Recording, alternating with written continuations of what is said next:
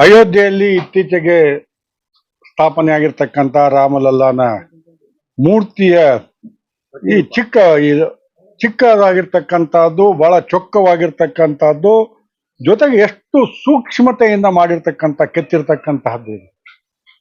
ನೋಡ್ದೆ ಇದನ್ನ ನೀವು ನೋಡ್ಬೇಕಾದ್ರೆ ರಾವ್ಗಾದಿಂದ ನೋಡ್ಬೇಕಂತ. ಉತ್ತರ ಕರ್ನಾಟಕದಲ್ಲಿ ರಾವ್ಗಾದ್ ಅಂತಂದ್ರೆ ಮ್ಯಾಗ್ನಿಫೈಯಿಂಗ್ ಗ್ಲಾಸ್ ಅಂತ.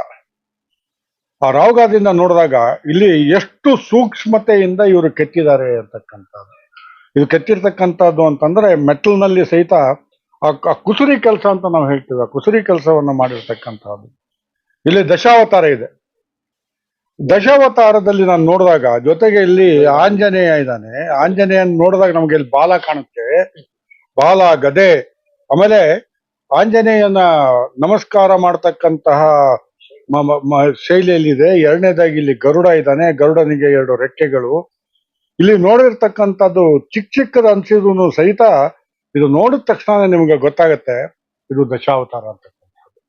ಜೊತೆಗೆ ಇಲ್ಲಿ ಕೊನೆಯದಾಗಿ ಈ ಸೈಡ್ನಲ್ಲಿ ನೋಡಿದ್ರೆ ಎಲ್ಲೋ ಒಂದು ಕಡೆ ಏನೋ ಅನ್ಸತ್ತೆ, ಆದರೆ ನಾವು ರಾವ್ಗಾದಿಂದ ನೋಡಿದಾಗ ಇದು ಸರ್ಪದ ಹೆಡೆಗಳು ಅನ್ನುವಂಥದ್ದು ಗೊತ್ತಾಗತ್ತೆ.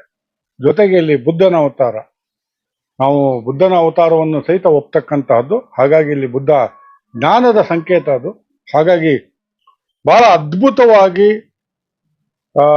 ಎಂಥ ಚಮತ್ಕಾರವನ್ನ ಮಾಡಿದ್ದಾರೆ ಅಂತಕ್ಕಂಥ ಇದೊಂದು ಚಮತ್ಕಾರವೇ ಸರಿ. ಜೊತೆಗೆ ಇಲ್ಲಿ ನಾವು ಶಿಲ್ಪಿಯ ಚತುರತೆಯನ್ನು ನಾವು ನೋಡ್ಬೋದು. ಆ ಜೊತೆಗೆ ಆ ಸೂಕ್ಷ್ಮತೆಯನ್ನು ಮಾಡಬೇಕಾದ್ರೆ ಅವರ ಜ್ಞಾನ ಎಷ್ಟು ಆಳವಾಗಿದೆ ಅನ್ನುವಂಥದ್ದು ಸಹಿತ ಈ ಮೂರ್ತಿಯನ್ನು ನೋಡಿದಾಗ ಬಹಳ ಸ್ಪಷ್ಟವಾಗತ್ತೆ. ನಾನು ಮೂರ್ತಿಯನ್ನ ಮಾಡಿರ್ತಕ್ಕಂತಹ ಶಿಲ್ಪಿಗಳಿಗೆ ಅಭಿನಂದನೆಗಳನ್ನ ಸಲ್ಲಿಸ್ತೇನೆ. Thank you sir. ಇದನ್ನು ನಾನೆಲ್ಲೋ ಅಯೋಧ್ಯೆಯಲ್ಲೇ ಇದ್ದೀನಿ ಅನ್ನುವಂತ ಭಾವನೆ ಬರ್ತಾ ಇದೆ ನನಗೆ. ನಾನು ಕೋಲಾರ ಜಿಲ್ಲೆಯಲ್ಲಿ ಇದ್ದೀನಿ ಅಂತ ಅನ್ನಿಸ್ತಾ ಇಲ್ಲ. ಇದನ್ನು ನೋಡಿದಾಗ ಅಯೋಧ್ಯೆಯ ರಾಮ ಮಂದಿರದ ರಾಮಲಲ್ಲನ ಎದುರುಗಡೆನೆ ಇದ್ದೀನಿ ಅನ್ನುವಂಥ ನನಗೆ ಒಂದು ಪವಿತ್ರ ಭಾವನೆನೂ ಬರುತ್ತೆ, ಅದೇ ತರ ಭಕ್ತಿನೂ ಬರುತ್ತೆ ಅನ್ನುವಂಥದ್ದನ್ನ ಬಹಳ ಪ್ರಾಮಾಣಿಕವಾಗಿ ಇಲ್ಲಿ ಹೇಳ್ತೇನೆ.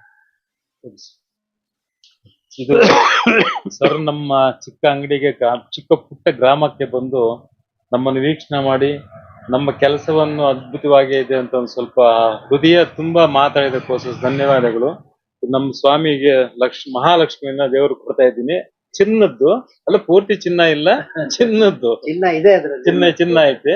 ಲಕ್ಷ್ಮಿ ಒಳ್ದಿರ್ಲಿ ಅವರಿಗೆ ಮನೆಯಲ್ಲಿ ತುಂಬಾ ಅಂತ ಕೇಳ್ಕೊಳ್ತೀನಿ.